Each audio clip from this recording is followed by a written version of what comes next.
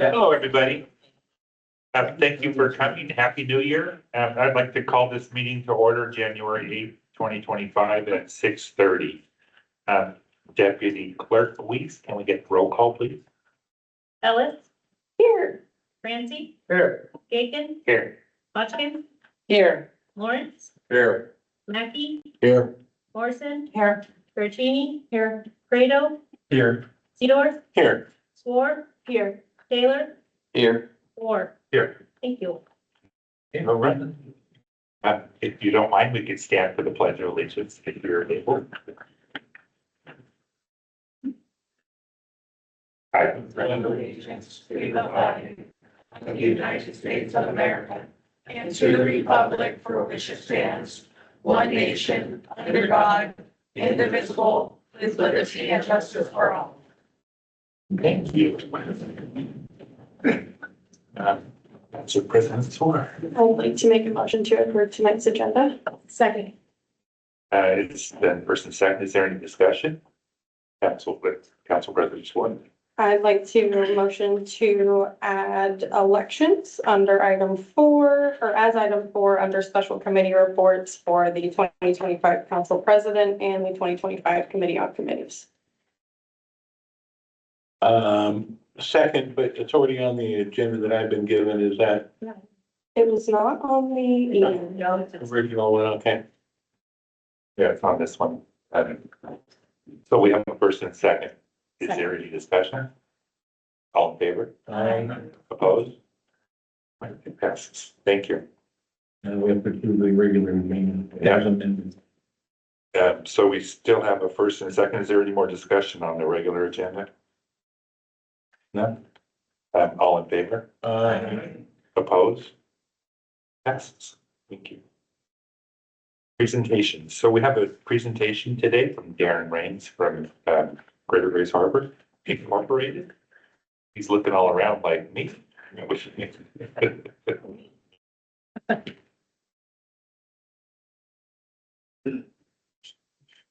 Thank you, Mayor, City Council, and staff for having us here tonight for our annual presentation for Greater Grace Harbor. With me is Kyle Pauley, who's the chairman of our board of directors. So we'll go ahead and get started here. So the priorities for Greater Grace Harbor are to advocate for a favorable business climate. And how do we do that? Well, we have a lobbying firm where we have legislative priorities where we go to the legislature and try to help the cities, our businesses, try to have a better environment to be able to successfully stay in business or to grow their business. We have the same lobbying firm used by a couple of our cities here in the harbor. So we're having a unified voice now where we think we can really help make a difference. We want to support all business, not just the small business or just the large business. We want to work for everybody and help them however we can. We work on workforce development, helping businesses get free training, but also to have access to maybe capital funds or training from Department of Commerce, maybe for business plans, things like that. We also work at attracting and assisting relocation of new businesses and marketing properties into Grace Harbor.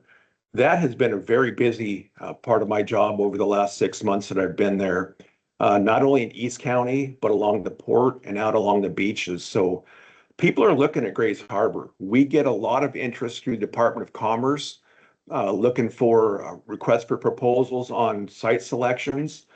We have worked with the city of Aberdeen, talked to Ruth on one of them, Port of Grace Harbor, city of McClary, both beaches. So we're seeing a lot of interest. So I think there's some positive things that are going to be coming.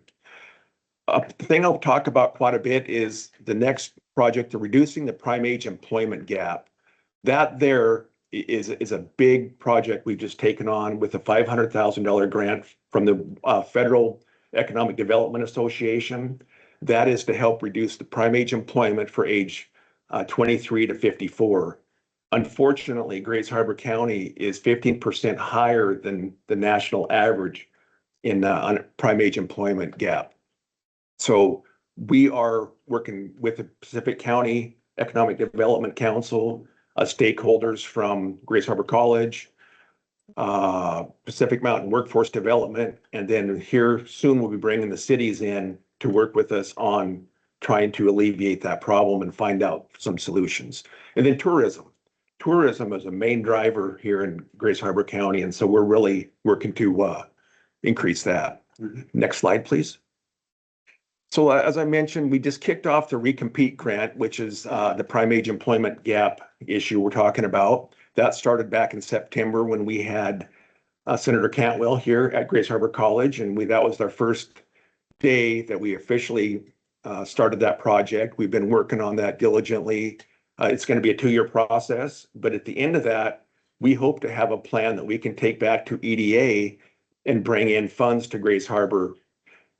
Clallam and Jefferson County just finished their first phase of their project, and they brought in $34 million into their area from that. And that could be through infrastructure, it could be through workforce development, through training here at the college or things like that. So those, when we get to the point where we think we have some ideas, working with this, there could be several infrastructure things that we need. It could be roads, it could be sewer, it could be power. So we're hoping to bring some things that'll help get people to work, either through community development, infrastructure, which will help our economic development. We're going to keep working really hard on developing or assisting our interested developers. We have a few that are looking at properties here in our county. They are unfortunately finding some obstacles through some regulatory issues through the state, but also through some utility limitations where they're wanting like 100 megawatts of power. That's pretty tough to find and have guaranteed, in this part of the state. Eastern Washington has that available, but we're trying to get things like that taken care of so we can get those people attracted to Grays Harbor. I'll touch on these other ones a little bit further down. Next slide, please. So for business retention and expansion, as of September, we had 112 visits through businesses of Grays Harbor, working with them on maintaining a healthy relationship with their business and getting them in touch with state services that are available for them, for helping with free training, for working on issues where it could be a tax issue or a business plan issue where they need to modify that to be able to be eligible for additional funding, through their lending agency. We will work with them on that. We plug them into the business support ecosystem, and I'll talk about some of those that are available on another slide. There's several different groups that are available to businesses here in Grays Harbor that can help them. People don't have an idea what all is out there and available, and that's something we're really trying to push to get that information out. It's something, when I took this job, I had no idea all these agencies even existed. So we want to make sure we can help those businesses and again, advocate for them so they can be successful and focus on their business and doing the best they possibly can. Next slide, please. So we've assisted 200 businesses, and this is as of September. I think as of the end of 2024, we ended up with about 260, but we don't have those exact numbers yet. And that was through startup support, business retention and expansion, export assistance, and training. Next slide. And for developing our economy, these are, again, the 4 key issues, and we keep hitting on these. It's business retention and expansion, entrepreneurial development, business attraction, and tourism and economic development. Those 4 core areas are really important to Grays Harbor to improve our economy. Next slide, please. So for entrepreneurial development, in 2024, Greater Grays Harbor held a youth hiring summit at North Beach High School. the students were taught social media training, talent recruitment and retention training. That was for the businesses that were participating, and a small scale youth hiring event. That was to teach the students how to go through an interview process, how to be prepared to go into the working world. We also helped 41 startup supports throughout Grace Harbor County in 2024. We gave them access to capital funding through training and then business resource assistance. Next slide. So for business attraction, we promote Grace Harbor as a great place to live and do business. You know, I was talking with our new county administrator, Sam Kim, and he calls Grace Harbor the Washington State's playground. I think Ruth was there during that, or maybe you might have said that. Yeah, I'll say so. Ruth, it's perfect, but it is, you know, and people are we're starting to get recognized. So there's a lot of people that are coming here for the right reasons, and we work with a lot of these groups. Washington State Department of Commerce is a big driver in economic development for our state. The Port of Grace Harbor, PUD, Grace Harbor College, and then the local and county governments. And then Pacific Mountain Workforce Development is very, very active here in Grace Harbor County, helping businesses and workers find jobs and making those connections for the skill sets that the businesses need, but also that some of the workers have, trying to make those connections. Next slide, please. So these are the resources I was telling you about. We have Department of Commerce, U.S. Small Business Administration, Impact Washington, Apex Accelerator Advisors. That's a group that'll come in with grant funding and help small businesses with free training to upscale their workers, to get them more prepared for a higher level job, or maybe to be able to move on to another company that, you know, to improve themselves where they can have a better position. The Small Business Development Center with the state of Washington, they have somebody that comes into our office twice a month, and they're located in the Greater Grace Harbor office. Employment Security Department, WorkSource, which is part of the Pacific Mountain Workforce Development, U.S. Department of Labor, AJAC, and Association of Washington Business. So there's a lot of different groups that if you know of a business that is struggling, that needs some help with something, more than likely one of these agencies can help them. So have them reach out to us, and we'll get them in contact with one or more of these groups to help them with whatever their issue is. Next slide, please. So for tourism and economic development, tourism is a major driver for all of Grace Harbor. What we do is produce original content with our own marketing director for our website. And this is to help countywide lodging availabilities, the travel blogs, we talk about that, the dining that's available in all of Grace Harbor, all the restaurants. If anybody is a member of Greater Grace Harbor, their business is listed like that item on the right there, that little picture. That's on our Discover Grace Harbor website. And so some of these small businesses don't have the resources or the personnel to have their own website. But if they're a member of Greater Grace Harbor, we'll put that content out there and help promote them as part of their membership. And we make it easy, for the tourists and the locals to connect with our local businesses and tourism assets. And that could be from East County to the beaches to up in the Quinault area. We'll advertise and push anything that we can that'll attract people into Grace Harbor.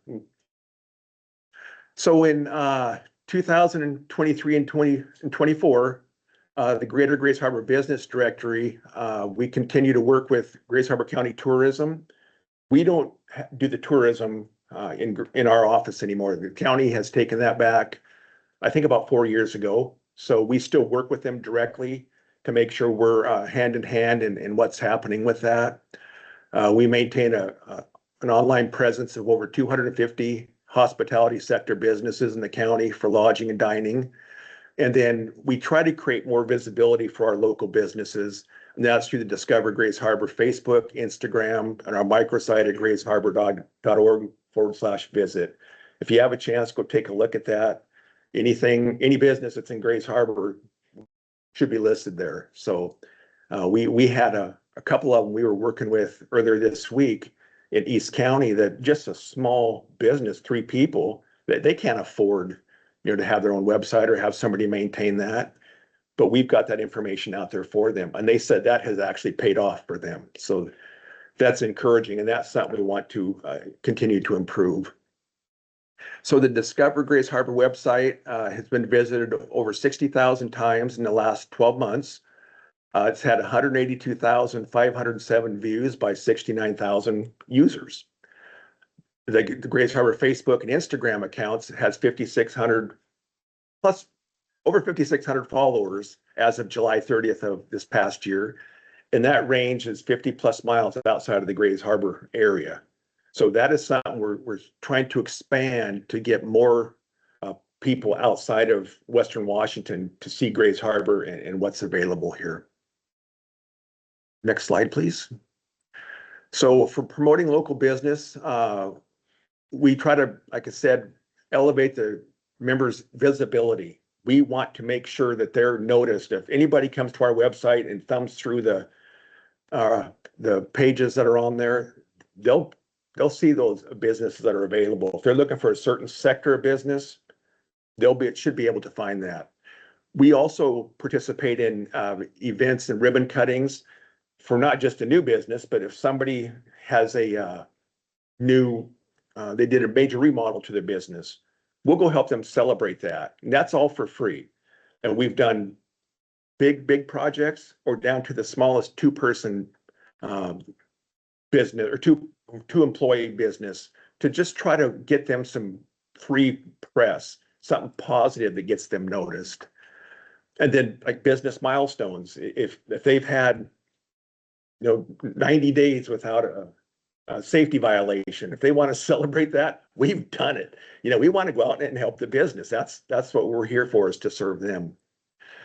And so when we see a new member promotion, somebody signs up for Greater Grays Harbor, this is what you will see on our website.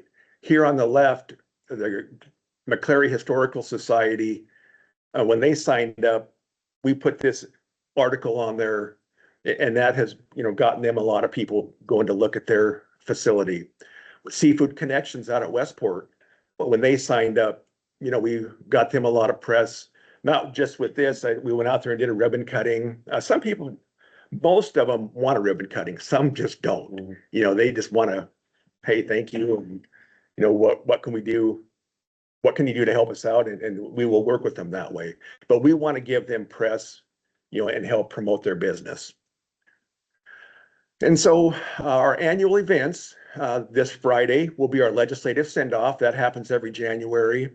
The Greater Grays Harbor Membership Luncheon, which is in February, starting this past year, we also made that the event where the city administrators, and now this year a county administrator, or if the cities don't have an administrator, the mayors can assign some personnel to come to that event and get to talk about the priorities and issues that those cities are facing. In March, we have the Lunch with the Mayors. That's always a very popular one. And then we have the weekly legislative affairs briefings. That'll be starting 2 weeks from Friday. After the session opens on the 13th, that Friday, 7 a.m. on Zoom, every Friday morning, 7 a.m., we will be having a legislative update with our Coastal Caucus. Our lobbying firm will be there and talk about the updates of what's going on up at the legislature. The business forums, in the past, that has just been, business leaders, legislative roundup, tourism, healthcare, and from those sectors. But one thing I want to do is change that up to where we need to get more back to community development, working with the cities and the county. And if there's big infrastructure project or community development needs, we can invite them in to talk about some of those big issues. Today we're talking with a couple of school districts, about the schools that they're looking to replace here in Aberdeen. We want to bring them in, and that gives them an opportunity to tell their story and what some of the challenges they're facing, and it lets the community know what what's going on. And it gives them a chance to have some conversations back and forth. And then the biggest event we have is every June, the State of Grace Harbor, and that's our Economic Vitality Index. That tells you what's happening in our local economy. And so that's one, if you have a chance, you definitely want to make it to. So we're investing in tomorrow's leaders through Leadership Grace Harbor. That will be starting up February 7th with our next class. So if you know anybody that's looking to get into Leadership Grace Harbor, we still have plenty of openings. We will be putting out the advertisement for that. I think next week is what Candy was saying. So we do have positions available. That is a good program to teach new up and coming future business leaders, or even in government. That is a great program to go through. Then the Greater Grace Harbor Foundation, that is a foundation where we have funds come in where we've helped businesses that maybe are struggling.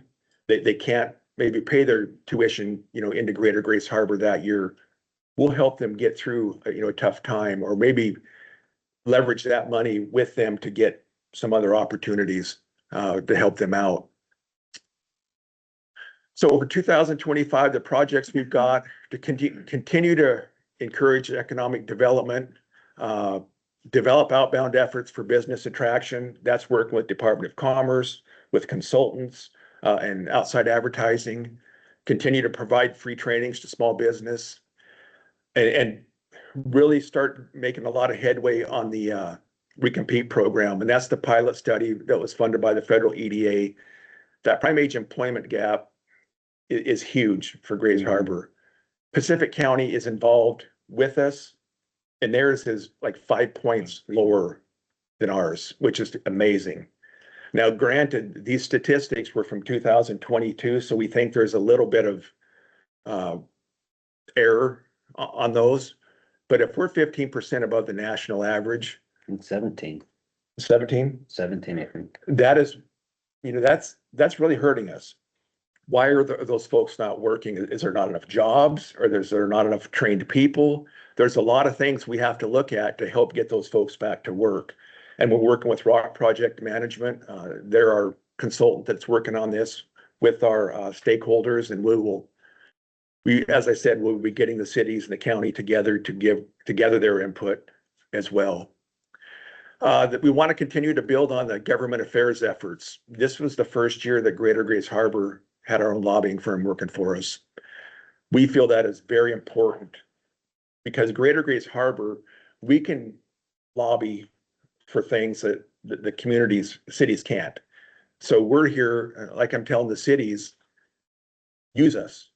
That's what we're here for. We can help where the cities can't, like funding for major infrastructure projects. We can go up there, and we're going to be spending a lot of time in Olympia, and thankfully we have the same lobbying firm as Aberdeen and Hoquiam. We want to make sure we're speaking on your behalf. So that is going to be crucial for helping us for future community development and investment in Grace Harbor County, which is going to help our economic development. And so our goals for this next year is reconvene the jobs team. Does anybody here remember what the jobs team was? It was a group of community leaders from around Grace Harbor, where we would get together and talk about issues facing Grace Harbor. It could be infrastructure. It could be something that we need to do to help businesses get future funding or to attract business. It's a meeting of the minds. And to me, we need to pull all of Grace Harbor together to work as one to be able to compete with the I-5 corridor, to be able to be successful. I want to start a strategic advisory committee, and that would be some business leaders of Grace Harbor, but also like the city administrators and maybe even a few elected officials to come in and work with me and advise me on what the needs are, because we can see it from a different point of view that you can see it from. But we need that input, and so we can be there working for you. I think over the last 5 to 10 years, Greater Grace Harbor has kind of gotten away from working as close as they should, with the cities. And I think that is something we need to improve. And so that is why I want to create that advisory committee. And just continue to build the strong relationship, with our public partners. We consider ourselves an extension of your staff. We work for you, and we want to be able to make sure we're telling your story and advocating for you however we can. But before I ask for questions, Kyle, would you want to add anything or? I'll just step in and say, I mean, there's a lot of things going on. There's a lot in that presentation. From the basis, we're a clearinghouse for business in Grays Harbor. So if somebody's starting a business, they want to grow their business, improve their business, expand or move a business to here, we're to help that and grow their workers and grow the environment around them. So we can only do that through the support of our member businesses and cities such as yourself. So thank you for supporting us and the work we're doing for local business. Anybody have any questions? Yes. Thank you both so much for being here. And as you're promoting and encouraging businesses, especially to come here, that would hire people locally, ideally, are you finding that the shortage of available and affordable housing is a big wrinkle in this? And is part of your work to look for developers and bring them in to make use of what available land we have to build more housing? Yes, and that is one of the things, speaking with Summit Pacific Medical Center, Harbor Regional Health, to attract new physicians and just even staff, they're having a tough time finding, available housing. And so one of our legislative priorities that our board has set is to try to get the legislature to provide incentives for developers to come into these rural areas to develop. The problem is it is cheaper to develop here than it is on the I-5 corridor, but they can get a much better return on investment up there. So they're staying up there until they finally get grown up to the point where it just doesn't make sense anymore. But that is a main issue. Talking with, like I said, both hospital districts, it is a major barrier for us. Excuse me. I had just a little thought that prime workforce that we have, what is, I don't remember the names, but up to 54. Do you think that might be partially, we have it higher because we have lower housing stock, so that maybe people are moving in this area that work from home, but maybe don't report it? Yes, and that's why I really think there's some of that percentage of prime age employment gap is skewed a little bit. We have a lot of people live in Grays Harbor that moved here during COVID that are working from home. Some of the barriers are that there's not enough housing, or they can't find a job that pays enough for them to pay for their daycare, or they had prior convictions, maybe, and they can't find an employer that'll have a second chance opportunity. There's a lot of things we've got to look at. We're talking with the schools, we're talking with every sector that we can think of to find out, okay, what are things that are glaring that we can help remedy? But to attract new business here, we also are thinking of the big picture. What are some infrastructure things? Like what the city of Aberdeen and Holcomb have been doing with the flood North Shore levee, and then the grade separation. That is going to be huge because we know the rail impact is going to be double the amount of cars in the Walmart area here when AGP project is done. But we need those jobs. But we need assistance to help prepare for that. So those are things we know it's all part of the big picture. I don't think there's one answer. We wish it was that easy, but yeah. Any other questions? All right, well, thank you guys. I really appreciate it. Thank you.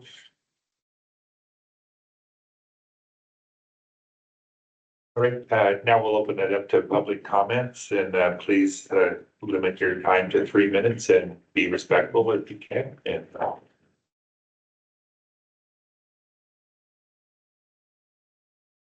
Oh, I'm sorry, the word and address and word name.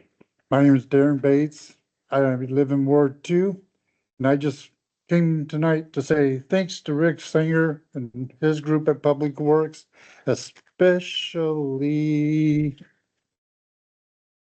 Sandra Henderson for helping me get a couple issues around my neighborhood done. We had the alley flooding. They blocked it off till it unflooded. They've been fixing holes. I mean, they're great. I appreciate them. Thanks. Well, thank you.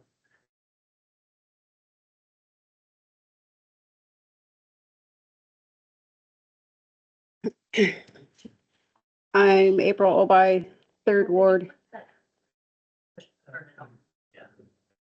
The red, the little person. There you go. It's on. April Obi, Third Ward. So I wanted to give some thanks. I wanted to give the city some thanks because I was bugging Stacy for a good year.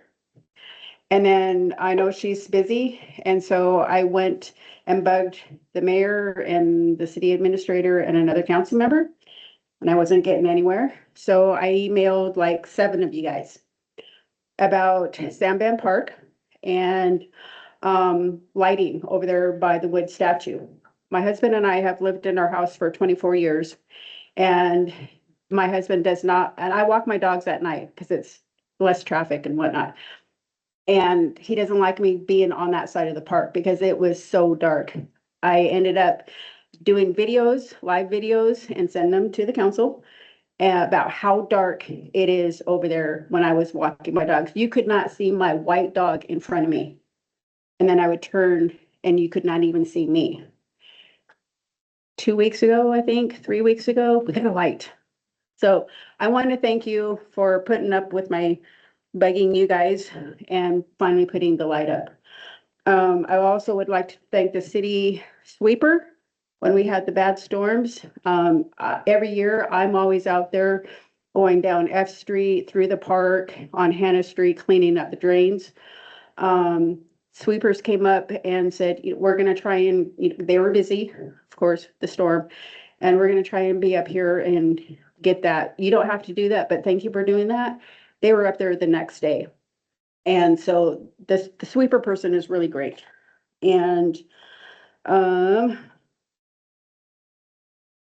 the trailer situation, I kind of was trying to get some clarification about if that's going to be people that are going to be getting ticketed or whatnot, if it's people that's homeless or if it's people that actually own a trailer.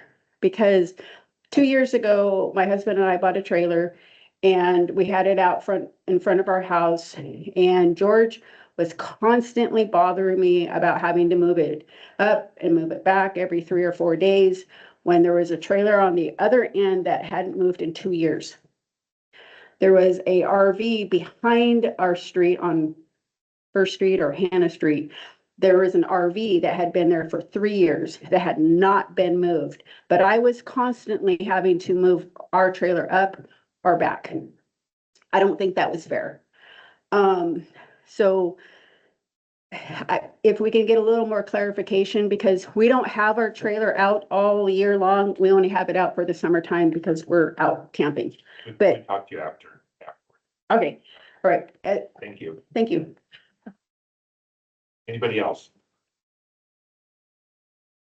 Yeah.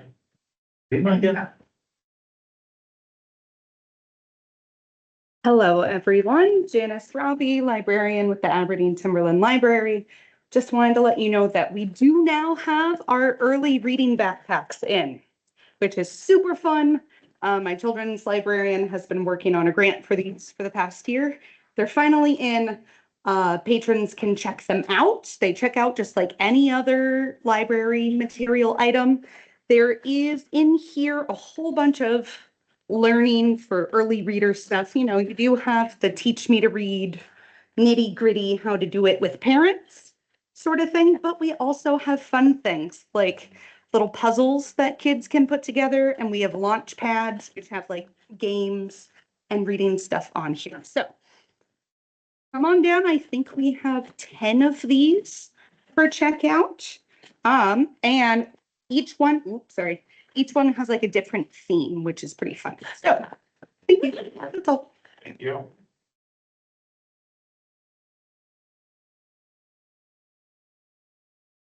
Good evening, Les Bolton, Ward 4. Happy New Year, everyone.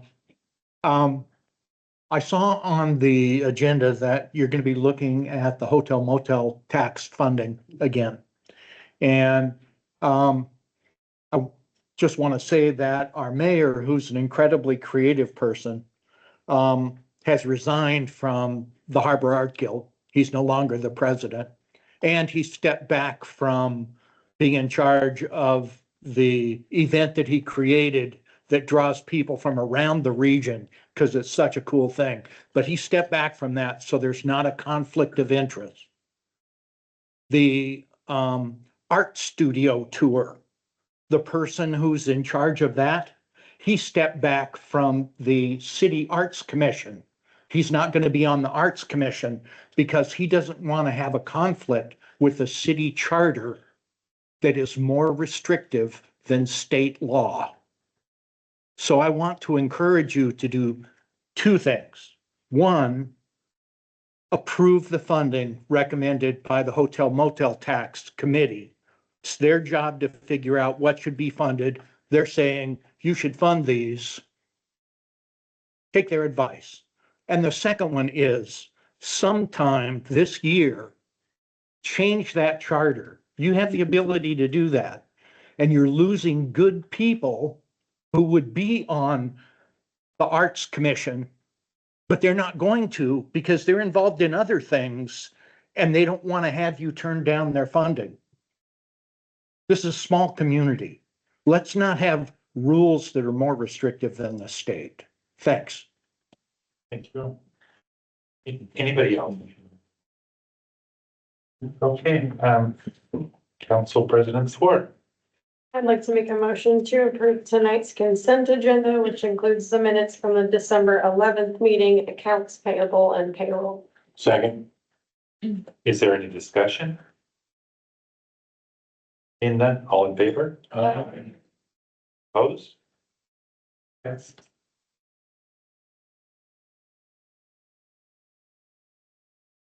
Okay, I don't really have a mayor's report today. I'm sorry. It's a wonderful new year and I'm just thrilled that tonight I'm gonna get the last of my Christmas decorations down and stuffed in a closet somewhere. So I hope you all are at least that far along. So anyway, I'm really looking forward to this year. I think we made a lot of inroads last year as a council and as a city, and I think I'm really excited for this next year, 2025, and see where we go from there. I think we're all learning about each other and things. I think we're getting along a lot better than we were. So I'm really hopeful for this next year. All right, council reports. Are there any council reports? Not really. Oh, go Not ahead. really a report, just a comment. I wanted to thank staff for the incredible job that they've done over on Marion. I've been kind of hollering about that for a while and it looks really good. So I just wanted to say thank you. Anybody else? Okay, let's go on to staff reports with Administrator Clements. Thank you, Mayor. Before you should have a report that I've submitted and put in front of your seat there. We are last call for candidate choices, for your candidate choices for Utility Rate Advisory Committee. We have received some applications, but there are some wards without applicants. So if you know of anyone in your ward that might be interested in joining the Utility Rate Advisory Committee, that would be great. They can send their letter of interest to Becca, and the email is located on, or is on my report. Thank you, Councilmember Morrison, for the recognition for the hard work the staff have put into the RV temporary parking permit program. We've been planning that for months. We've coordinated that for months, and it's nice to see it executed and in a way and to like really prepare people for what's about to happen.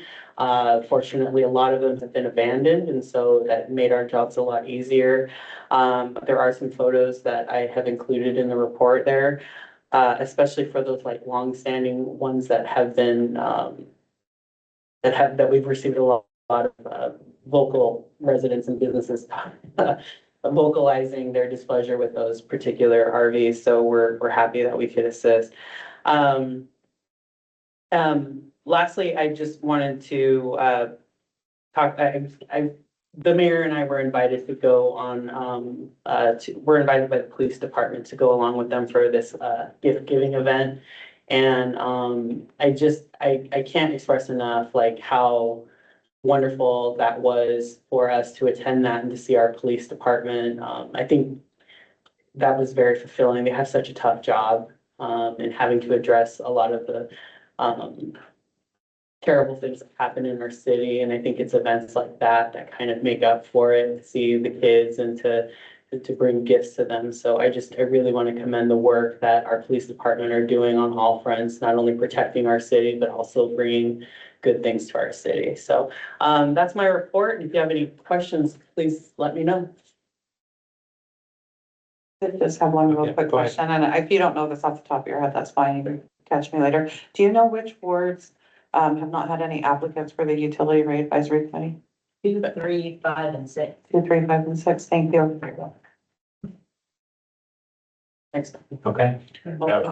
Administrator Clements, I'm curious, do we have an approximate count of how many RVs or other similar vehicles or trailers we've yet to try to get off our streets? I think I will defer this question to Chief Green. I think it was 10, and so far in the last couple of days, we've addressed about 6 to 8. So, but he has a better count. Yeah, I think it'd be hard to say how many are left in the city. As far as the ones in the main downtown corridor, I'd say less than a handful are left. Thank you. I just have a quick question regarding that. Go ahead. I'll defer to. Go ahead. Okay. So we probably have reached out to the, RVs that are, been parking on the street that are the, eyesores. But it's my understanding that if you own an RV or a trailer and you're parking it on the street, it's not on your property, we'll be contacting those people as well, saying that they need to get their, a place for them to park those Correct. things that are on the street. It's a two-phased approach, given our limited resources. We have one code enforcement officer, one parking enforcement officer, and then a handful of public works employees that to get this done. So we're tackling the more egregious, the egregious cases. That's the people that have been parked there for years in visible areas downtown. We're tackling those areas, especially those that tend to collect a lot of trash that have been nuisance issues for the city for a number of years. So we're tackling those first. The next layer will be the next phase, tackling those boat trailers in the narrow streets and things like that. So that'll be the next phase. Thank you so much, Ruth. And I'm following up on the same issue with the suggestion that perhaps use the utility mailer as a way to communicate, here's an overview of the program, and this is how it might affect you, just to get people thinking about this. Great idea. Will do. Also, I have misspoke. Ward 3 does have 2 candidates, so it's just 2, 5, and 6. Thank you. Councilperson Cedar. Maybe this isn't the appropriate time, but just tell me, otherwise we can talk about it later. But I'm curious, I don't think our program also pertain to people who are parking cars, especially one in particular I can think of, where somebody has maybe some kind of a special car and they cover it and it sits on the street. It's parked on a city street and it's been there for months, if not years. And I guess they don't have a garage. This program is not meant to address those, but is that something we need to be looking at also? Yeah, we'll go after those as well, but people who are living in their vehicle, we want to address those folks first and let them know about our safe parking location. Thank you. It's been great progress being made. I appreciate it. Anyone else? No? Okay, thank you. Any other directors? No, go ahead, Director. Thank you. On the agenda tonight, is the request to approve the lodging tax grant recommendations from the Lodging Tax Advisory Committee. There are 11 applications totaling $110,000. We budgeted $90,000, but the fund has a balance of about $320,000 in it. The Lodging Tax Advisory Committee did meet on December 17th, and we did receive presentations from Beyond Survival, which applied for the Art Walk and the Founder's Day Parade, the Grace Harbor Historical Seaport, and Harbor Art Guild, who applied for the Ghost Project and the Rain Glow Festival. Tonight, now that we've satisfied state law and given the Lodging Tax Committee their 45 days, tonight the council can accept the grant amounts as presented, or you can change individual amounts for individual grants. Were there any questions on the lodging tax? I have a quick question. I'm just asking, is there any way that, because my understanding is the LTAC money is supposed to support events that draw people into Aberdeen, spend the night, eat out, it's supposed to be drawing people in. Are we doing anything to capture that? Whether that's happening with this event or that event, how much we're gaining from it, meeting our goals? Yes, each applicant that received grant funding last year is required to fill out the state reporting form. And I report those numbers to the state through the JLEC program. And the questions are things like, how many overnight stays did your event generate? How many hotel nights? How many people traveled 50 miles or more? Those types of questions are asked.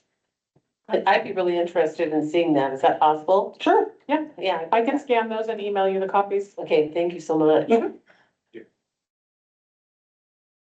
And I wanted to give you an update on 118 West Wichita.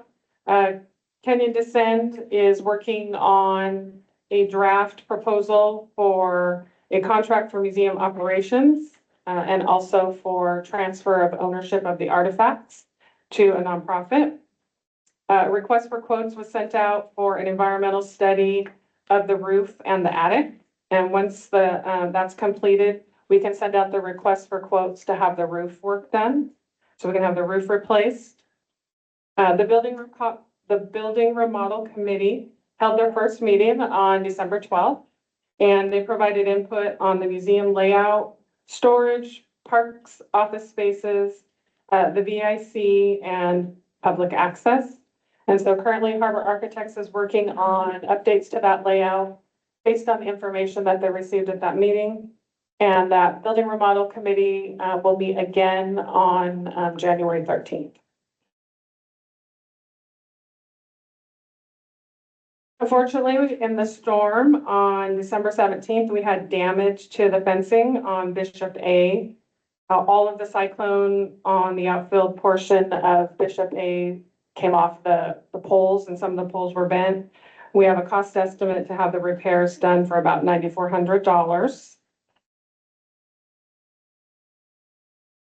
And then the Grace Harbor Conservation District did their volunteer planting project on December 12th, I believe.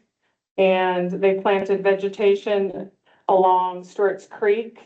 Stewart's Creek wraps around the park, and they planted on both sides of Stewart's Creek, and they had about 23 volunteers. It was an awful day. It was pretty windy and rainy, but we still had a good turnout, and I appreciate them organizing that volunteer project, and they received the grant to pay for all of the plantings. And lastly, we completed the project at Peterson Playfield and North End Playfield.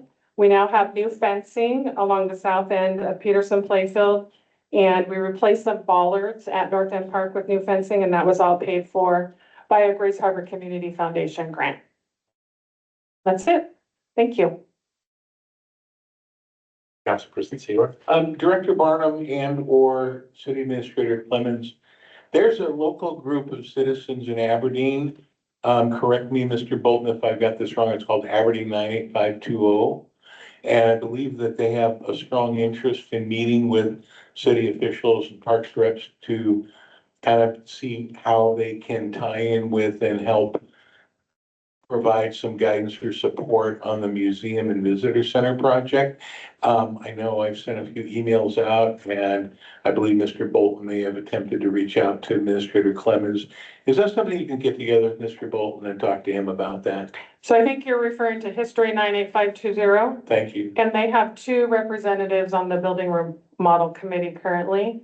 And we met with their board president and their, I think, is Nancy the treasurer or Nancy's secretary. the secretary? Ruth and I just met with them last week.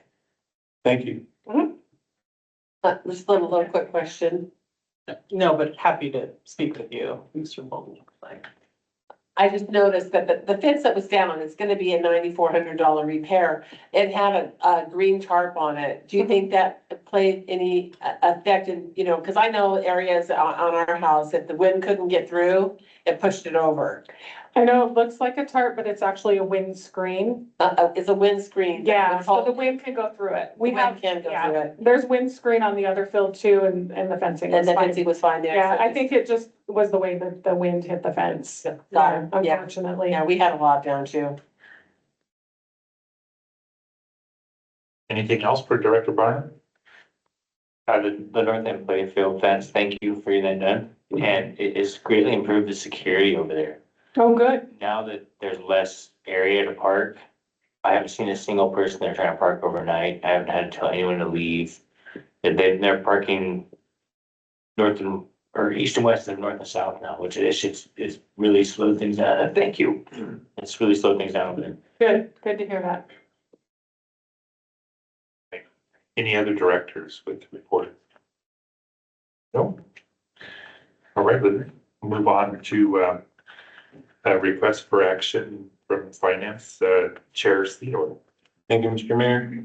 We have a request from the Lodging Tax Advisory Committee that the city council approve the recommended grant awards to the 11 applicants totaling $110,000 and authorize the mayor to sign grant agreements with each organization. I move that we adopt this report. Second.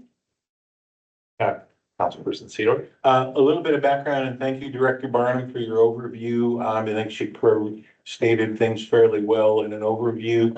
Just a little bit of additional detail. As the council may recall, the LTAC met originally recommended funding of $105,000 to a variety of, to almost all the organizations except 3 that were requested.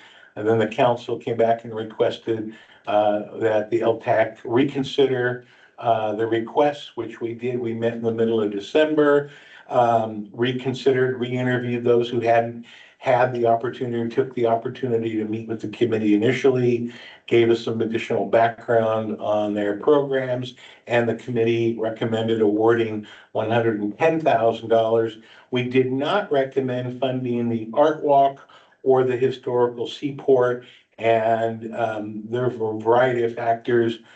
For the Seaport, it was felt that the way it was presented, the Seaport made it seem like this is more for helping them get their community center moving forward rather than being presenting a program that will help attract visitors in the future. They said there's some things they need to do in order to put themselves in a position where in the future they can help work to sponsor programs to attract visitors and put on things to attract people from out of town. And the committee wished them well on that, but said didn't feel it was appropriate to fund their particular grant request. And then also for Art Walk Beyond Grace Harbor, they had one other request, which was Founder's Day, which we agreed to fund. The Beyond Grace Harbor has gone through, as I understand it, Director Barnum, correct me if I missed this or get it incorrect, has gone through some changes in leadership and ownership of the organization. And another local nonprofit has stepped in to try to help continue to spur these forward, move them on, and keep them going because they didn't want to see them completely go away. However, there was some indication that maybe they didn't quite have the resources and the energy to put on both events. And so it was agreed to by the LTAC committee to go ahead and fund Founder's Day, but to forego the Art Walk funding for this coming year. So little background. Thank you. Any other discussion? Okay. All in favor? Opposed? No. It passes. Okay, now we'll move on to public safety with Chairperson Hodgkin. Okay, where to start? We get all of our year-end information tonight, so I'm gonna try and make it as quick as we possibly can. Drug possession arrest because of the late, change in law is up by 237%. So, they now have the right to do something, which is really nice. That's very good. Also, you know, drive carefully because they are pulling you over now. That their traffic stops are up 33%. We're working our way to becoming the new Cosmopolis because they've had a reputation for years that you want to drive carefully through there. And then drug citing cases is up 54%. So they're doing that as well. We keep asking for more and we keep getting told that, well, we can't do that, you know, so we keep asking for more. 6 RVs have been impounded so far. Quite a few of those were abandoned. They weren't being lived in. They're, they got 100 abandoned cars towed, so far this year. And so, that's an improvement. You missed my car that I used to parallel park by for the driving school. It's gone now, but I know it was abandoned. It was there for a couple of years. So, and the fire department, that was information from the police department, the fire department. They have an agreement that they're gonna renew with the city of Cosmopolis. We're getting about $20,000 a month for that, so that's nice to hear. And they have some other things they're going to be renewing. It has been a 48% increase since 2013. So it's almost doubled in the last 10, 11 years. Yeah, so they're getting worked really hard over there. They get an average of 17, almost 18 calls a day. Overdose response in December was only 9. So that was a big improvement. That was way down. So that was good to hear. And I did ask about the cold weather and people being out in the cold weather and if that's affecting anyone's dying in the cold weather, because I do get questions about that. And they said that that has not happened. They have not seen that happen. So now we've got some lots. You guys always have so much for me to read. So all sorts of requests for council action. So the Aberdeen Police Department is requesting the implementation of a lateral rehire bonus of $5,000 for currently certified peace officers and execution of a memorandum of understanding between the mayor and the Aberdeen Police Officers Guild. The way they're going to do that is it would be $2,500 up front at hiring and then a year later the balance. And so we recommend that this is a public safety committee that the Aberdeen City Council approve the MOU with the APOG and allow the mayor to enter into this agreement.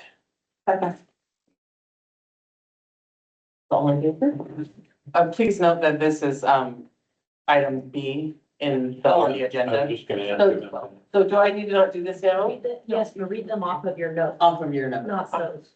Okay. Just go on. That's a lot easier. It's not nearly as much. Okay. I'll do it again. We're still fine with where we're at. We'll just hop back up to. Okay, Just sounds good. Then a motion in a second. So there's been a motion made and seconded. Okay. Is there any discussion? No. No? Do I need to do that? All right, all in favor? Opposed? Thank you for your indulgence. Okay, so A here, request for public safety recommending that the city council authorize the surplus of 6 set of Stinger spikes. 9. Oh, did I say that wrong? 9 sets of Stinger spike strips and allow them to be given to the city of Westport because we are no longer using them. Second. It's been a first and second. Is there any discussion? Councilperson Sedor. Chief, I've got a question for you. And I hope this is not too nitpicky, but I'm a nitpicky kind of guy. In something I read from you, it was indicated that these have nominal value. but not saying that they have no value. Is this an issue relative to gifting of state funds if we transfer these to the city with no compensation? Well, we can't sell them to anybody. It's a restricted item, so, the Westport Police Department doesn't have the funds to purchase these, so as far as I'm concerned, they're worth a penny. So Are we gonna sell them for a penny or a dollar or? if that's something you're interested in, you certainly could do that. I mean, this is probably more of a legal question, and Sure. legal counsel probably isn't available, but maybe Administrator Clemens knows. This doesn't run afoul of the gifting provision under state law, does it? We've done this previously, with tasers to the city of Cosmopolis. Anything of value, we do sell. We just got $6,000 today for the generator you let us surplus a couple weeks ago. So Okay. typically, if it's worth something that we could get something for, we would. All right, I appreciate it. Thank you. Yeah, that's generally the process, is to surplus it and then, yeah. We discussed that in the meeting. We agreed that sharing is caring, so they're kind of supporting each other there. And since we're no longer using them. B, request from the public safety. Hold on, we're still working on this one here. So Sorry. is there any more discussion on it? Seeing none, all in favor? Opposed? Okay, passes. Now you're done. Now you're on C. C. Okay. Request from public safety recommending the city council authorize the mayor to execute an agreement between the city of Aberdeen and the city of Cosmopolis to deliver a delivery of EMS services to Cosmopolis for 2025. Second. First and second, and is there any discussion? All in favor? Aye. Opposed? Passes. Report from public safety recommending that the city council authorize the mayor to execute an agreement between the city of Aberdeen and the Grays Harbor Fire District 15 for the delivery of EMS services to the district for 2025 and 2026. Second. Then first and second, is there any discussion? Seeing none, all in favor? Aye. Opposed? Passes. Thank you. And a report from public safety recommending that the city council authorize the mayor to execute the fire mobilization interagency agreement between the city of Aberdeen and the Washington State Patrol for 2025 through 2029. Second. Is there any discussion? All in favor? Opposed? Carries. No. Thank you. All right, now we're going to go down to Public Works with Chairperson Moore. Thank you, Mayor. We have a request from Public Works recommending that the city council authorize the Public Works Director to execute supplemental agreement number 4 with DEA for the US 12 Highway Railroad Separation Project. I move that we adopt this report. Second. Is there any discussion? Seeing none, all in favor? Aye. Opposed? Adopted. Yep, from us. Thank you. Now we'll go down to special committee items from Council President Swarr. Okay, we have seemingly one of each tonight, so starting with reports, we have a request from personnel recommending that the city council adopt the finance manager job description and classification. I move we adopt this report. Second. Is there any discussion? All in favor? Opposed? One no, it passes. Next, we have an appointment to the park board for Mike Stoddard, reappointing him to a term ending December 31st of 2027. I move that we adopt this appointment. Second. Is there any discussion? All in favor? Opposed? Passes. Next, we have an ordinance, first reading of Bill 25-01, an ordinance establishing a separation incentive program for eligible City of Aberdeen employees. I move we adopt this first reading. Second. Is there any discussion on this? All in favor? Opposed? This carries.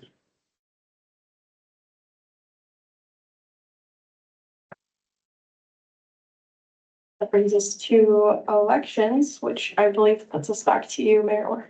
Okay, so I'm opening the floor to nominations for 2025 City Council President. Does anybody have any nominations? I would like to nominate Sydney as council president. We have Sydney Swore. There does need seconds. Do I need to have a second on these? No, just a nomination. Is there another nomination? I'd like to nominate Casey Morrison. Casey Morrison. Thank you. Is there any others? Or are there any others? Sorry. All right, seeing none, then, okay, all right. I'd like to nominate Stan Seymour. Dan Cedar. Okay, so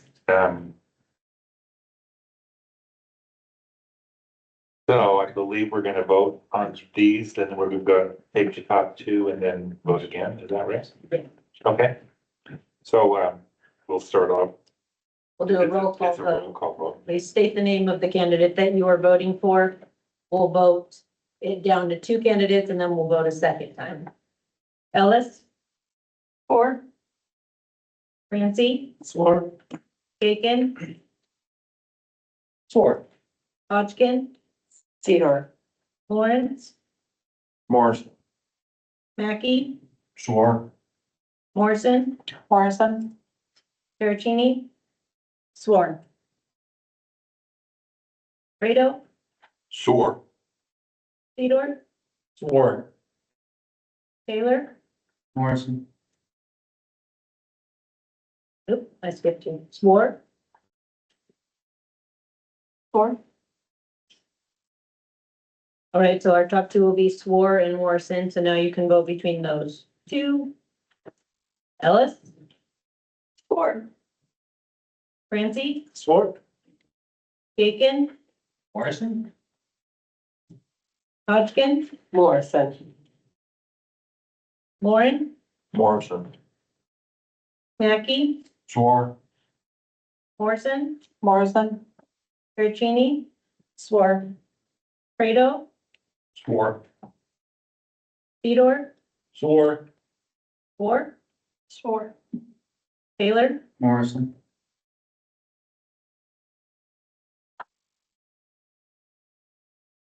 Swore wins 7-5.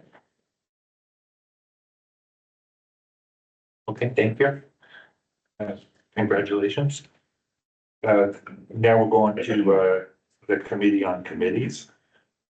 We'll open it up for nominations for that. We're gonna do this as two members at large since we don't have a current past president. So we'll do one nominees for the first position member at large, vote on that, and then we'll do nominees for the second position member at large. So this will be for the first member at large position. I'd like to nominate Councilmember Fredo. Second. Do we have any others for that? I'd like to nominate Councilmember Ellis. I'd like to nominate Councilmember Bacon. Thank you. Any others? I'd like to nominate Councilmember Morrison. Anyone else? All right, so are we gonna do a roll call on this or a roll, okay?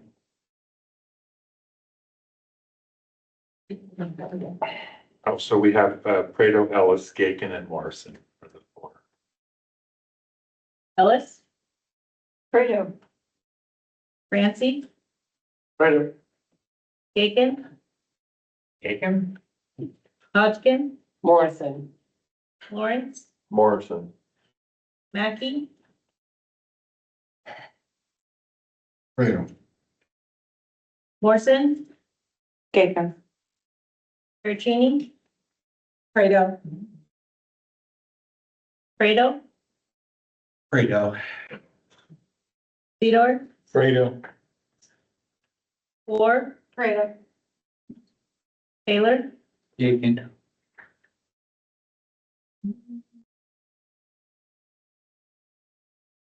so we will vote again, and your options are Prado or Gaken. Ellis, Fredo. Francie, Prado. Gaken, Fredo. Hodgkin, Bacon, you're on there still. Yay, Ken. Lawrence, Lawrence, Aiken. Mackey, Fredo. Morrison, Aiken. Caricini, Fredo. Fredo, Fredo. Theodore, Fredo. Change that to Aiken. Swore, Fredo. Taylor. Aiken. So Fredo wins 7-5. He'll be the first member at large position. Now we'll take nominees for the second member at large.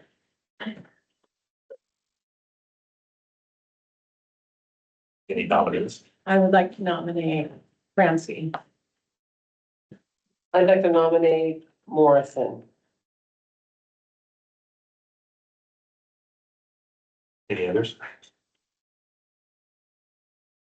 All right, so it's just two this time? And your options are Francie or Morrison. Ellis, Francie. Francie, Answer. Aiken, Francie? Hodgkin, Morrison. Lauren, Francie. Mackey, Francie. Morrison, Morrison. Caricini, Ramsey. Fredo, Francie. Theodore, Francie. Ward, Francie. Taylor. Morrison. Francie wins 9-3. He will be a second member at large. Okay, thank you. Now we'll go back to public comment. Again, limited to 3 minutes, and please, start with your name and your ward or address. Are there any comments? Anybody wishing to make comments? Hello again, Janice Robbie, librarian, Aberdeen Timberland Library. I'm glad we all talked a lot about bringing new jobs and getting help for people finding jobs, building skills, because on Wednesdays from 10 to 2, starting on January 22nd, we finally have WorkSource in our building. They will be coming, doing classes, helping resume build, skill building and practice interviews, whatever people want them to help with, they can. So again, Wednesdays 10 to 2, starting January 22nd. Thank you.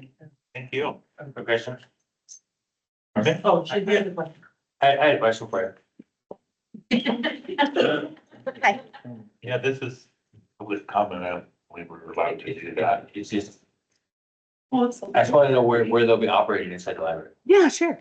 That will be in the small meeting room. Okay, no worries. Thanks. Is there any other public comment? Seeing none, now we have for the good of the order. Does anybody have anything for the good of the order? Mr. Mayor. Yes. To answer Councilmember Sedor's question, Stacy Barnum sent me a message, and she knows the law better than I do clearly, that municipalities are allowed to give things to other municipalities, transfer the property to those municipalities, and as long as they agree to it. So there you go. Thank you. Learned something tonight. Anything else for the good of the order? I'll accept a motion then to adjourn. You got it first? I have a motion to adjourn. Second. Right, all in favor?